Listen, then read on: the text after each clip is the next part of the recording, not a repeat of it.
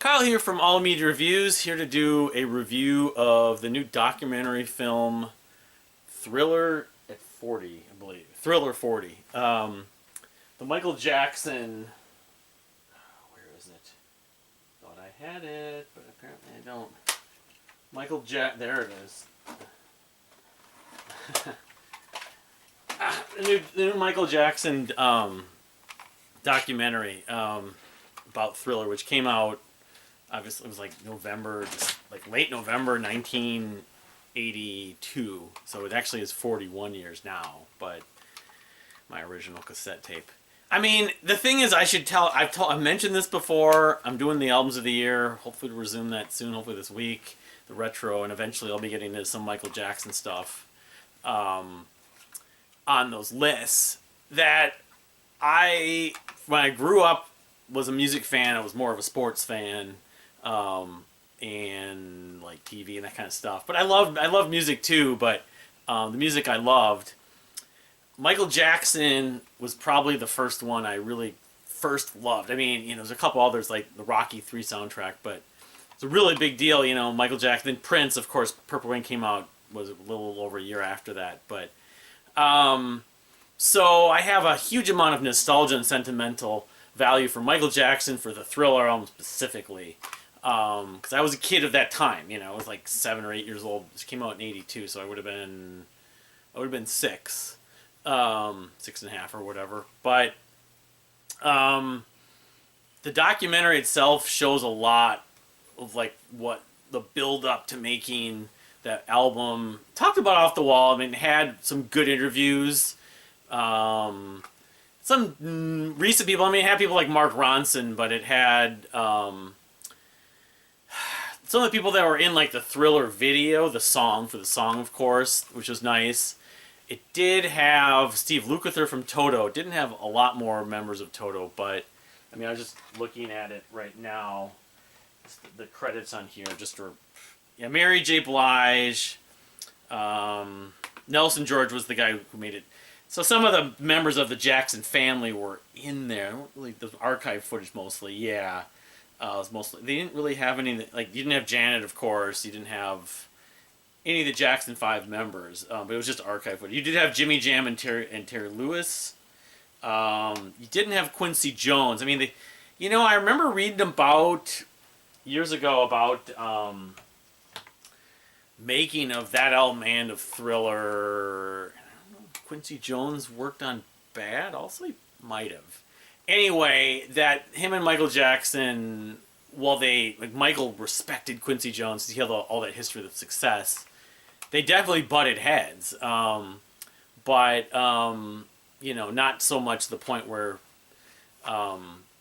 they were able to, really make this album. They talked about how the lead up to Thriller, where he'd put out Off the Wall, because he'd put out 2 solo albums before that, while he was still doing Jackson 5 stuff, and they didn't really, like, Ben was one of them, they didn't really do a lot. He'd been in The Wiz.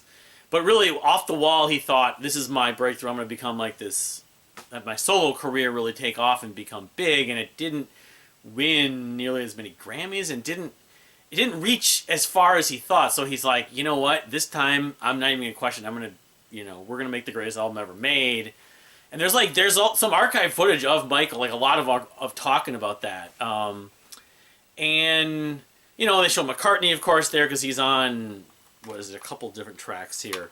The first single, not Baby Be Mine, The Girl Is Mine, but I think he's on one other one. But anyway, so, yeah, I mean, there's a lot more insights. Of course, they interviewed John Landis. They talked about how Michael had seen American Werewolf in London, and that's what inspired him to want to make a video for Thriller, like a short film. And they interviewed John Landis. John Landis told the whole story about what he was going to do with it. It's like, he liked my movie, and make a horror movie, like a parody of a horror movie, that kind of thing. And the how big Thriller was, how big getting on MTV, the struggle to get on MTV. They showed the David Bowie clip asking the guy, the VJ, I forget his name, Mark something, why aren't there, more African American artists on MTV, and how Michael Jackson, the guy from MTV basically started it, like said, if you don't play, or from CBS, if you don't play, I'm going to pull all these other artists from your channel if you don't play Michael Jackson. So, yeah, I mean, I was just like a 6-year-old kid when this album, whatever it was. And it was just like, I did like a thing, because I took karate when I was a kid. We did these things called katas, and we had a talent show. So I did my kata to Beat It. And Beat It was just massive. And I think this album most for Beat It, actually. Billie Jean actually was released first. The first single, actually, though, was the McCartney song, which, in retrospect, while that song, That Girl's Mine, is big, it's kind of, some of the other songs were bigger, much bigger, actually. PYT and Human Nature, they didn't do a lot on PYT. They did a little bit on Human Nature. Human Nature is a song that a friend of mine hates this album, except he could still handle Human Nature. And I like Human Nature. My wife doesn't like Human Nature. So the opposite of my friend. That's the one song on here she doesn't like. But then again, she doesn't like Father Figure from George Michael off of Faith, and she loves George Michael. So, I'm the same way. There's certain albums that are great, but there's one song I just don't like. I don't, I think but I really like Human Nature, though. And you're talking about that's what she said. They said sounds like Toto. It was a Toto song, basically. It's like, we don't need to hear Toto, we want to hear Michael Jackson. But, yeah, they had a little bit on Eddie Van Halen, how, they talked to him, and I guess Michael wanted to have some rock in his album. I don't know if Off the Wall has much rock on it. And then, was it Lukather, I think, who played the guitar lead on Beat It, but Eddie Van Halen came in for the solo, of course. It's been chronicled, talked about, especially recently, how he did it for free, and, he didn't know. He called him up, and he said, I don't believe this is actually Michael Jackson or Quincy Jones. It's Quincy Jones. I think it was Quincy was telling the story. I forget. Anyway, Eddie Van Halen hung up on him. Didn't believe it was him, but yeah, if you're a Michael Jackson fan, it's a no-brainer. It's on Showtime and then also Paramount Plus, Thriller 40. It's the greatest selling album of all time, at least in the album era. For good reason. It still holds up, and the songs are kind of timeless in a lot of ways. And, it's not just one genre. That's the beauty of this. I think some of his other albums maybe were less so, although Bad's a great record. A lot of great stuff on Dangerous and on History and some of these other stuff he did. But, I still would contend that this is his masterpiece, even though he had a few masterpieces. He's an icon, Michael Jackson. This was his peak. The other thing they talked about how he wasn't able to tour for this. They toured as the Jacksons. They're making the video for, I don't know if it was for Thriller, they said, or was it for, anyway, where the famous situation where his hair caught on fire. They had pyrotechnics, and the only reason why they did that was because the promoter forced them to go on tour with the Jacksons. Michael didn't want to do it. He wanted to do his own tour, the Victory Tour, because I think the Jacksons had put out an album around that same time in '84. And his hair caught on fire, and they showed the picture of him with the glove, and, they said that he never really got over, because he had to take medication, and he had problems with his scalp, because the fire burned his scalp.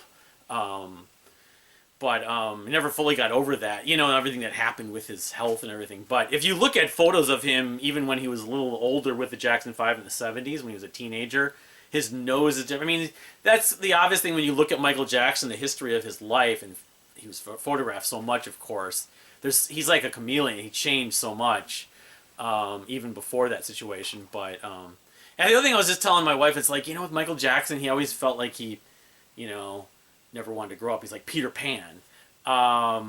And he always talked in such a high, childlike voice, even when I was much older. But that was actually just his persona.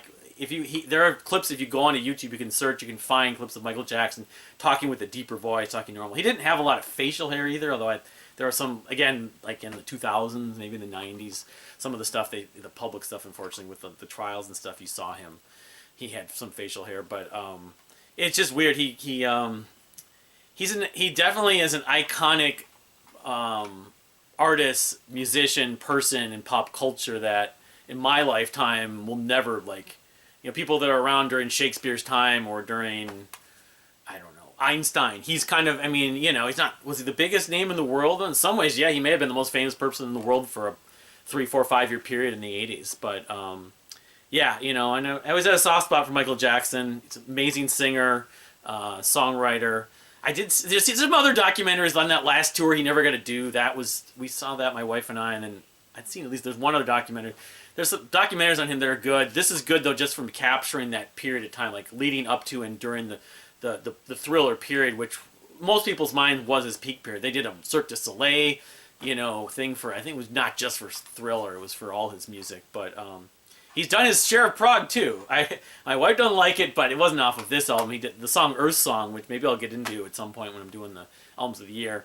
Earth Song to me is prog. It's my favorite. If I had to go with one Michael Jackson song, as much as I love Thriller, my favorite song on here is the title track. Yeah, it's interesting talking about the composition of that and how they use that in the studio. And I mean, it's pretty good in depth. It's like behind the music in some ways of Thriller, and that period of time. I mean, you know, 1982, 1983. So, yeah, that's about it. I could just make one or two more announcements. So, like, everyone's making their albums of the year list. Of course, mines are coming, but I'm probably, as I mentioned, I'm going to probably wait till...